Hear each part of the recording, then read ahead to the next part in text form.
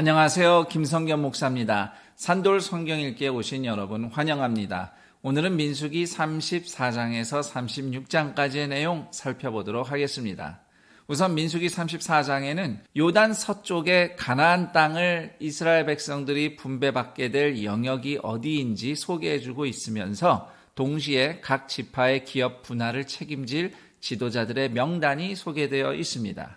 우선 1절에서 15절을 보시면 요단 동편에 먼저 정착한 르우벤, 갓 지파, 그리고 므낫세 지파의 절반을 제외한 나머지 9개 반 지파들이 요단 서쪽 가나안에서 분배받을 영토가 어디인지, 그 경계가 어디인지 소개해주고 있는데요. 여기에 나오는 지명들 중 상당수는 정확한 위치가 오늘날 알려져 있지는 않습니다. 그래도 몇몇 중요한 지명들이 여전히 현존하기 때문에 그 지점들을 토대로 대략 경계를 그려보면 지금 화면에 나오는 지도에서 보시는 바와 같은 영토를 우리가 그려볼 수 있습니다. 참고로 오늘날 이스라엘의 영토도 같이 표시를 해놨는데요. 비교해 보면 도움이 되겠습니다.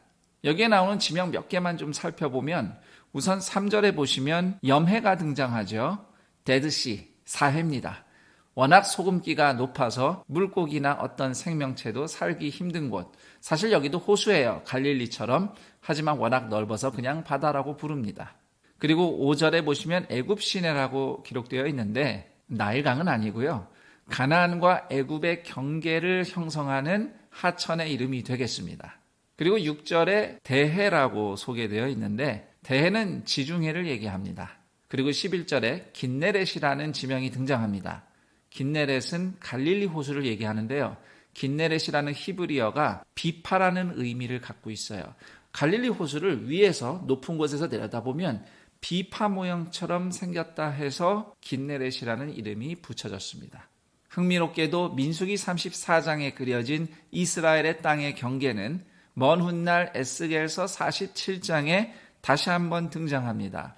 회복될 이스라엘을 위한 환상으로서 등장하는데 에스겔서의 비전은 죄의 심판으로 멸망해버린 이스라엘을 향해서 하나님이 보여주신 회복의 이상입니다.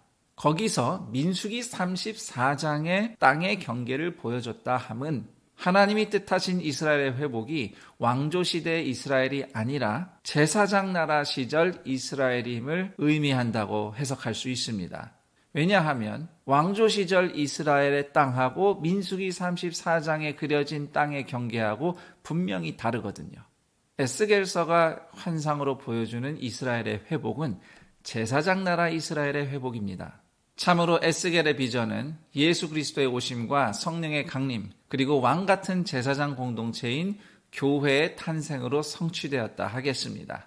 그러니까 하나님 나라는 가나안 땅을 실제로 차지하는 나라가 아니라 그 땅을 차지하도록 약속받은 제사장 나라의 탄생인 것입니다. 그리고 16절에서 29절까지 보시면 9개 반지파의 땅 분배를 책임지고 진행할 지도자들 명단이 소개되어 있는데요. 모두 10명입니다. 이 중에 단연 우리 눈에 띄는 사람은 유다 지파의 대표 갈렙이 되겠습니다. 민수기 35장에는 레위인들이 거주할 성읍들과 도피성에 대한 규례가 소개되어 있습니다. 아시다시피 레위인들은 땅이 기업으로 주어지지 않았어요. 하지만 그들도 살 곳이 필요합니다. 그리고 최소한 농사도 짓고 텃밭도 가꾸고 가축도 쳐야만 했죠. 그래서 하나님께서는 이스라엘 전역에 48개의 레위인들을 위한 성읍을 준비하십니다. 그리고 그 중에 6개는 도피성이라는 이름으로 특별한 성읍으로 지정이 됩니다. 도피성은 부지 중에 살인한 사람이 정식 재판을 받기 전에 피해자 가족에게 복수당해 죽는 일이 없도록 피난할 수 있는 성읍이었고요. 또 재판 이후에 속전을 다 치르고 나서 평생 거주할 성읍으로 마련된 곳입니다. 우선 도피성에 피할 수 없는 유형의 살인죄가 16절에서 21절 사이에 소개되고 있는데요. 도구를 들고 살인을 한 경우에는 무조건 고의성이 인정됩니다. 사형을 피할 수 없습니다. 그리고 22절 이하에는 실수로 살인한 자만 도피성에 피하고 재판을 통해 의도하지 않은 살인이 증명되면 죄인은 율법에 따라 속전을 치르고 대제사장이 죽을 때까지 도피성 경내에만 격리되어 생활하도록 조치가 취해집니다. 대제사장이 죽으면 그는 죗값으로부터 완전히 해방돼서 고향으로 돌아갈 수 있고요. 물론 대제사장이 죽기 전에 본인이 먼저 죽을 수도 있겠지요. 혹시나 그 사람이 도피성 경례를 벗어나면 복수당해서 죽어도 마땅한 것으로 받아들이라고 하나님은 규례를 정하십니다. 29절 이하에는 살인죄 판결에 대한 율법이 나와 있는데요. 고의로 살인을 저지른 사람은 속전 없이 사형됩니다. 그러나 사형은 한 명의 증언으로만 언도될 수 없습니다. 이것은 무고한 사람의 죽음을 막으려는 최소한의 장치라고 보시면 되겠습니다. 도피성은 예수 그리스도를 아주 잘 예표하고 있습니다. 죽어 마땅한 죄인이 대제사장 안에서 속죄와 제2의 인생의 기회를 얻듯이 우리는 예수 그리스도 안에서 속죄와 새 삶의 기회를 얻습니다. 그리고 대제사장의 죽음으로 그 죄값으로부터 완전히 해방되는 것처럼 예수 그리스도의 십자가 죽음을 통해서 우리도 죄값으로부터 완전히 해방되었습니다. 민수기 36장에는 앞서 민수기 27장에 나온 슬로브핫의 딸들에 대한 이야기인데요. 아들 없이 죽은 슬로브핫의 기업을 딸들이 물려받았습니다. 그런데 그들이 혹시라도 다른 지파, 다른 가문 남자들과 결혼을 하면 슬로브핫 가문에 주어졌던 기업이 결국은 사라지는 거 아닙니까? 그쪽 집안으로 땅이 합쳐지니까. 그래서 이에 대한 염려가 그 지파 안에서 제기가 됐어요. 자세한 내용은 제가 민수기 27장 해설한 가이드 영상에 나와 있습니다. 그래서 이에 대해서 내려진 조치는 슬로브핫의 딸들은 물론 마음대로 결혼할 자유가 있으나 기업을 생각해서 같은 가문 내에 있는 남자들과 결혼하라. 이렇게 명령이 주어집니다. 그래야만 슬로브핫의 딸들이 받은 땅이 그 가문 안에 계속해서 결혼 후에도 남아있을 수 있겠죠. 정말로 슬로브핫의 딸들은 그 말씀에 동의를 해서 훗날 사촌들 중에 남편을 골라서 결혼을 하게 됩니다. 고대 이스라엘에서는 사촌끼리 결혼이 가능했고요. 오늘날에도 이스라엘뿐만 아니라 세계 많은 나라들이 사촌 간의 결혼부터는 근친 결혼으로 보지 않습니다. 물론 우리나라는 유교 전통이 더 많이 남아있기 때문에 팔촌까지도 결혼하면 안 되죠.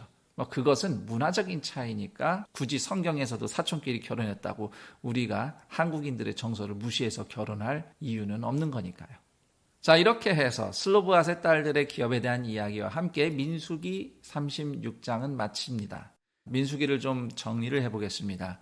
민수기 전체를 잘 보여주는 이미지를 떠올리라면 발람이라는 무당이 산 위에 올라가서 이스라엘을 저주하려고 노력하는 모습을 떠올려 보면 되겠습니다. 민수기 22장에서 24장의 내용인데요. 비록 무당 발람이 산 위에서 이스라엘을 그렇게 저주하려 했지만 하나님께서는 그 입술을 통해 오히려 엄청난 축복을 이스라엘에게 선포하셨습니다.